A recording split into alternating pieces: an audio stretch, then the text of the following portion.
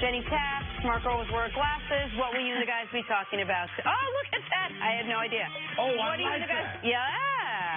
Oh, what I didn't have my earpiece in. I'm missing stuff. Jenny, the difference is Jenny didn't buy her glasses 3 for $12 a piece.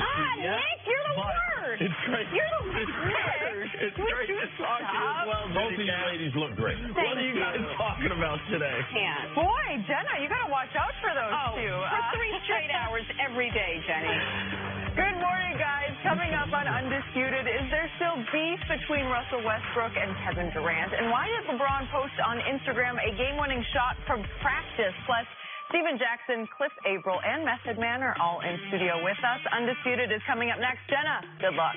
Oh, thank you. I will need every ounce of it. Time now for Say What? Patrick Mahomes has done the opposite of flying under the radar this season, but as the Chiefs prepare for the Bengals this week, one Cincinnati player hasn't paid much attention to Patrick Mahomes. Say what? What do you like about Mahomes? How about Mahomes? How would you describe? I don't even know who that is. Mahomes? No, I don't. We don't play Kansas City like that, so I don't even know who that is. He's the quarterback. Oh yeah, he's good. Oh, that's who it is. Yeah, he can definitely play. Okay, well, in his defense, Right, so I think the guy said kidding. Holmes. He wasn't kidding. I thought he was just trying to play it down. He really wasn't kidding at first. Okay. I think he heard Holmes. Okay. What is that face, CC? I just think sometimes that fans would be shocked of how little information NFL players know about the other 31 teams. I think you'd be shocked that there's 31 other teams. Yes. Outside their division, not a lot of intel. So I'm not that shocked. You told us, and then we were surprised that a lot of football players don't watch football. Well, not as many. They grew up in a different generation. They didn't play football as much in the streets. They played a lot of video games, and they're not attracted to the game the way other players have been attracted. Basketball-wise or football-wise, they don't watch as much on TV as the previous generation of athletes have. That was interesting. All right, back to Odell Beckham Jr., who had a few emotional outbursts on the sideline during last Thursday's loss to the Eagles. That combined with some questionable comments he made about his quarterback and the criticism of the team's play calling. Well, it was the final straw which prompted Giants owner John Mara to basically say, enough is enough. Speaking to reporters, he said he wants Odell to just stop talking and focus on football. I wish he would create the headlines by his play on the field as opposed to what he says and does off the field. I think he needs to do a little more playing, a little less talking. CC, what do you think of John Mara's comments? It takes a lot for the owners to come out and talk specifically about a player with this Giants organization. Yeah, it does. You put them in that position. They forced it out of him at the NFL owners meeting. That's not typically something he would want to have to address, but he did. But just as because he's a seasoned pro at doing this, trying to build a championship organization from the inside out, he was measured in his words. And he said, I don't want him to stop talking. I just want to stop talking a little bit less and a little more plain, because that's what everyone for the Giants should be. When they asked Odell Beckham the question, all his answers should have been centered around me, all right, playing better, and my teammates playing better. It shouldn't have been singling out any individual on that team. It is up to that owner of the team, because I can guarantee you that he has singled out parts of the organization. Drafting Davis Webb, why isn't he on this roster? So we wouldn't even have another option for Eli Manning, and other things. Nate Solder, why isn't he a better run blocker when you pay that type of money for the best left tackle that was available in free agency? So I understand that we're going to keep the family business in-house, talk about those things that make the team and make the locker room better. So don't make me have to address the media about your conduct. That's just not something as a player that you ever want the owner to have to speak to. So let me ask you this, and I think I know the answer, but I want to get your opinion on it. When Odell Beckham is asked a direct question about Eli Manning and he gives an answer, he's supposed to keep it in-house, not say anything there. When John Mara is asked a direct question about Odell Beckham, why is he not supposed to keep it in-house? Because Odell had already left it out-house. He was just only addressing what would you want from your star. What was he supposed to say? Oh, I don't want anything from my star. He had to address it because he is handling the branding of the product. He has friends come up to him and say, you know what they've been telling him the last 2 years? when are you going to do something about that kid? So when he gets in front of his peers, they happen to be billionaires, not little kids playing in the NFL. He told them, all right, exactly what I want. So those were Odell's marching orders as far as moving forward. I understand that. And I guess my question is, similarly, and again, the interview was unforced error by Odell. But just like John Mara's peers are the billionaire owners who have said, what are you going to do about your wide receiver? Are you going to pay him? Are you going to keep him in line? Don't you think Odell's peers have said, man, why aren't you getting the ball downfield? Why isn't he answering those same types of questions? Yeah, you can do that privately, but you privately, yeah, we tell the truth. But we're not going to let the family business out so everyone else can do that. So, yeah, in the locker room, him and Sterling Shepard, the tight end, Ingram, they can talk about that. Barkley, yeah, they can talk about that. But do you know how many times they didn't get off press coverage?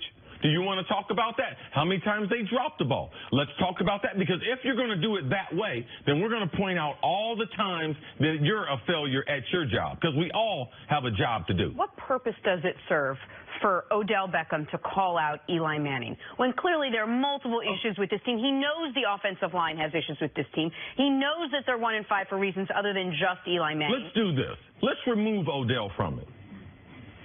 Where in sports does it help for someone to call out one of their teammates? So it's not about Odell. It's just how sports operate. Where in sports has we seen this where it really helped a team operate when one of their stars call out one of their other stars? I have not one time said that Odell's interview helped the Giants. I have not one time said that was a galvanizing force like he said he thought it could be. I have not one time said... So you thought it was a mistake? What? Yes. I thought it was a mistake. I've said from the beginning that I didn't think he was telling any lies, but it doesn't mean. And you've said that doesn't matter. That it's not his job to tell the truth. So you think athletes should tell the truth? What? I think that they are walking a fine line as far as we kill guys if they give them generic answers. We kill guys. What's more important, your fans being happy or the guys you do your job with? And see, that is why, even though I'm a very hard person to sway off a point, you have swayed me over the last week about what Odell's job within a team sports environment is to lie when asked about an underperforming teammate. That's his job. You've convinced me of that. Where we're still not on the same page and where I'm on a different corner than you and Jenna is I do feel like the Giants are 1-5 for a list of reasons. Number one reason I would say is offensive line play. The offensive line, even though they added Nate Solder, has been terrible. Number two reason, quarterback play. Eli Manning is a shell of his former self. Number three reason, lack of big plays from an expensive defense. You're saying he's very far Bottom down. five in the league in turnovers forced and sacks. Somewhere outside of the top 10 is an interview Odell Beckham did with Josina Anderson. But for the owner, it is a lot easier to focus on that than on his Hall of Fame franchise quarterback. The owner has faced embarrassment before. He told us before. You know something? I talked to him. I talked to him privately. He didn't tell us what he talked to him about. So at this time, he couldn't say it. So if you think that the Giants are trying to make an excuse with Odell, we're just trying to protect Odell. They forced that owner to have to say that. And the reason why is because the kid acted a fool on the sideline, and the kid gave an interview to Josina Anderson that was not a smart deal to do. If you're a star and you're trying to be a leader, no one is going to follow you when you lead like that. Also, he has a history of this sort of behavior. Also, John Mara has already spoken to him and called him in and said something. Also, this follows a whole host of things that he has already done, whereby the owner, I'm sure, had to think, do I give this man all this money or do I not? Is he going to be a leader that I want him to be, or isn't he? So this was just one more chapter. Why didn't you call out, if you're watching tape, why didn't you call out the offensive line? Why didn't you call out the defensive play? I mean, why didn't you do that? Because Eli, being the captain of the Giants, even when Eli knew the truth, Eli has never once. Tom Coughlin, the ownership, he has never once, even when they benched him, man, he swallowed his pride. Man, he fought back tears, and he said all the right things. Why go after Eli? Well, and again, I don't think Odell sat down with Lil Wayne and Josina with the intention of going after Eli. Why didn't he call out the offensive line? When you are a leader, you should have intentions when you go into an interview like that. You should need to know what you're trying to accomplish. And you got to be prepared for a question that you would have anticipated. But to answer the question, why didn't he bring up the defense? Wasn't asked about it. Why didn't he bring up the the offensive line wasn't asked about it. Like, he was asked a direct question. He gave not even that direct of an answer. He said, I don't know. We know Eli's not going to get out of the pocket. Again, we all agree. Yeah, somebody asked me, how's your partner, Nick Wright? I don't know. Right. I'm spending all this time with him. You don't know? You don't know, Chris? You know what you're saying, Chris? You ain't happy with your partner. Right. And you know something? Maybe the first month I wasn't happy with him, but I lied to him. I told him I ain't telling the truth. I ain't like Nick being around here. No, Nick was getting on my nerves. Nick's crazy football takes, they was getting on my nerves. But what I do, Jenna? I lied to the people. Right. You know why? Because that's good leadership, Jenna. Okay, but if for 5 years, hold up, to finish it as we finish the show, if for 5 years, I didn't get better. For 5 years, I actually got worse. I would still lie. Then at some point, you might say, what do you think, Nick? I don't know. You know something? I wish Gottlieb was here. He's a little more noble. Boy, things are Charlie happening. and Saints, it's their job to speak the truth.